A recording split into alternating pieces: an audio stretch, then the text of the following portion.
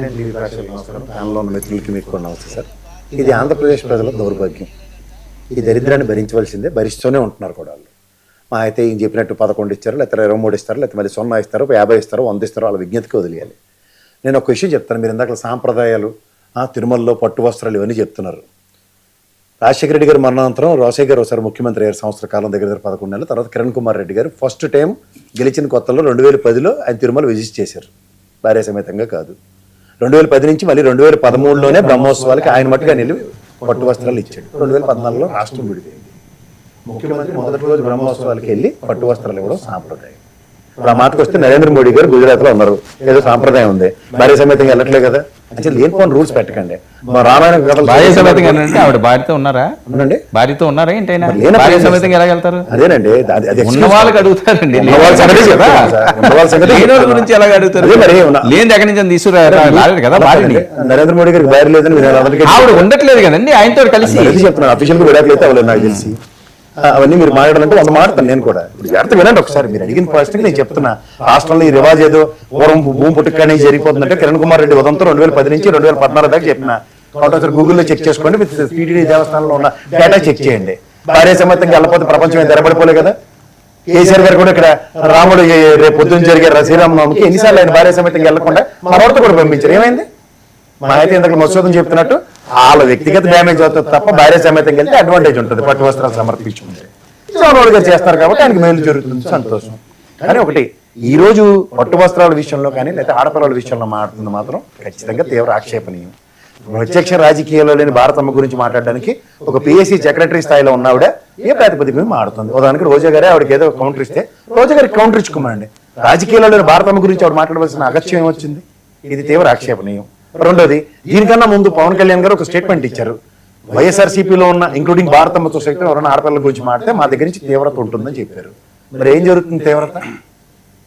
ఇది రెండు విషయాలు, ఈ రెండు కేటగిరికల్ గా చెప్తూ ఇవాళ రోజా గారు ఎంతవరకు మాడారు, ఏం మాడతారు అన్న దగ్గర పార్టీ కార్యాలయాల్లో వాళ్ళ భార్య సమేతంగా పంచాంగ శ్రవణం వైఎస్ఆర్సీపీ జరిగింది, విన్నారు, తీర్థ ప్రసాదాలు తీసుకున్నారు. గతంలో బిఆర్ నాయుడు అనే వ్యక్తి మాడిన మాటలు, ఇవాళ నిన్న ఈ అమ్మాయి మాడిన మాటలు, ఇవన్నీ మీరు తీవ్రంగా పరిగణిస్తూ గర్మించగలిగితే ఖచ్చితంగా ఆవిడ తీర్థ ప్రసాదాలు తీసుకుంటుందో లేదో ప్రజలందరూ చూస్తూనే ఉన్నారు. కానీ వీళ్ళకి నచ్చిన విధంగా, వీళ్ళకి నచ్చిన విధంగా జరగట్లేదు కాబట్టి వీళ్ళు చెప్పిందే వేదాలంటే కుదరవు. రెండో విషయం, ఇవాళ ఆవిడ వ్యక్తిగత విషయాల్లో ఆవిడ గురించి మాట్లాడడం తీవ్ర ఆక్షేపణీయం. ఇవాళ రాజకీయాలకు అతీతంగా ఉన్న ఇంట్లో కుటుంబ సభ్యుల్ని రాజకీయాలకు తీసుకొచ్చి మాట్లాడడం ఎంతవరకు సమంజసం? పార్టీలకు సంబంధించిన వాళ్ళు ప్రతి ఒక్కరు లైన్ తీసుకుని ఒక డెకరమని మెయింటైన్ చేస్తే ఈ సమాజంలో యాక్సెప్ట్ అవుతుంది. అవును, ఎవరు తీసుకోవాలి? అది ప్రతి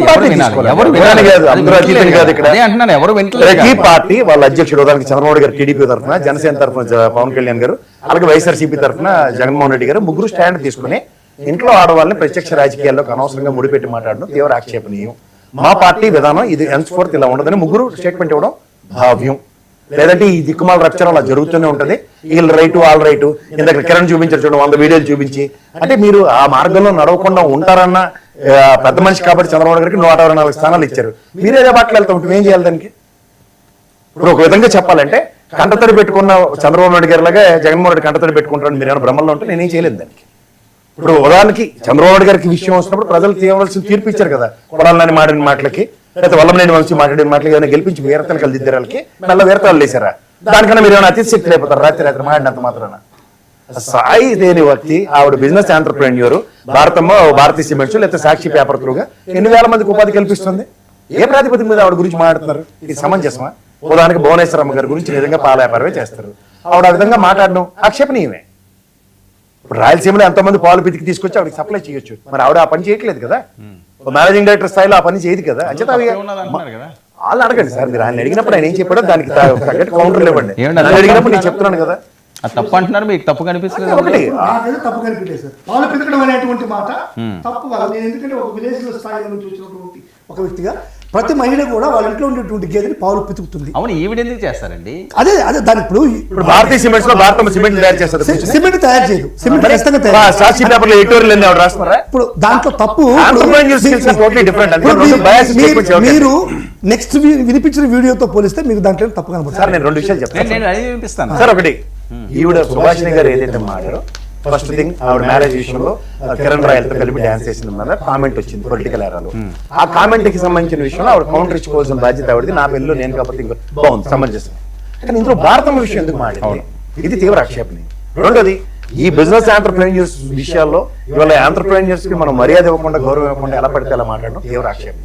తర్వాత మీరు ఇందాక చిరంజీవి గారి విషయం మాట్లాడారు. నేను చిరంజీవి గారి స్థాయికి అసలు స్వయం కృషితో స్వయం ప్రతిపత్తితో ఒక స్థాయి ఎదగడం అన్నది అది ప్రపంచానికి ఆయన ఒక కొలమానం. అలాంటి వ్యక్తి గురించి ఇవాళ మనం ఇండస్ట్రీ పరంగా ఇవాళ తెలుగు రాష్ట్రాల్లో ఈ 2 సంవత్సరాల కొత్త ప్రభుత్వంలో నంది అవార్డులు లేవు. సాధారణంగా మీరు సినీ పరిశ్రమలో